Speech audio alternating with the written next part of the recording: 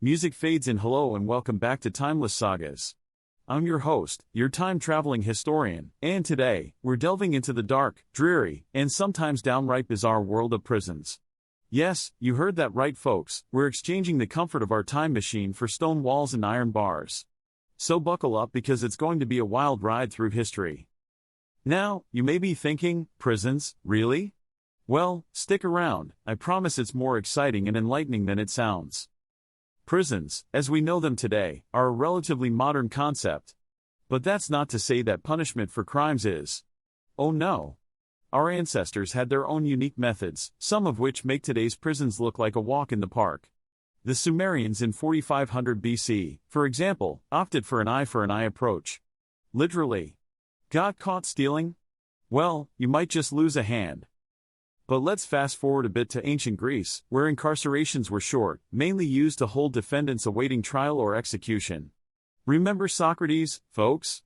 His philosophical musings got him a one-way ticket to an Athenian prison where he was executed by hemlock. Rome took a page out of Greece's book, using prisons mainly for holding cells. But they added their own Roman twist, workhouses and penal slavery. And let's not forget their fondness for throwing people to the lions. With the collapse of the Roman Empire, prisons as institutions fell out of favor in Europe. In the Middle Ages, punishment took on a more public spectacle. Stocks, pillories, whipping posts, you name it. The judicial philosophy of the time relied more on humiliation and physical harm than on any form of incarceration. Now, let's hop over to the 16th century. The Age of Enlightenment was dawning, and with it came a shift in attitudes towards crime and punishment. The Bridewell Palace in London was converted into a prison, housing the poor and the accused. It became a model for the infamous workhouses of the Victorian era.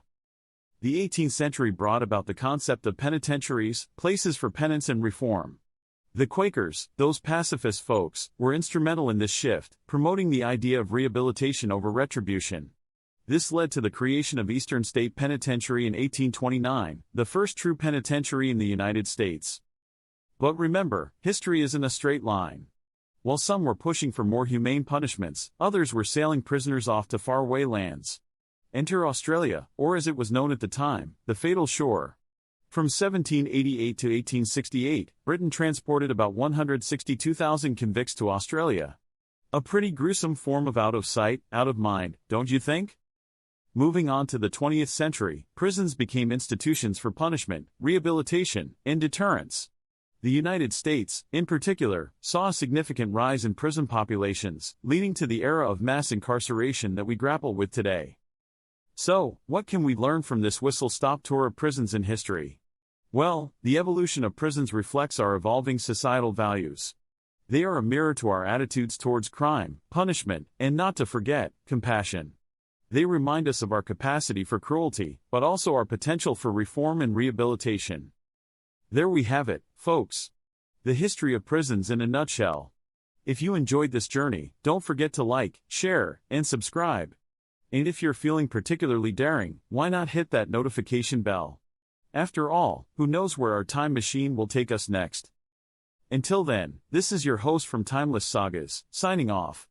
Stay curious, stay informed, and as always, keep exploring the timeless sagas of our past. Music fades out.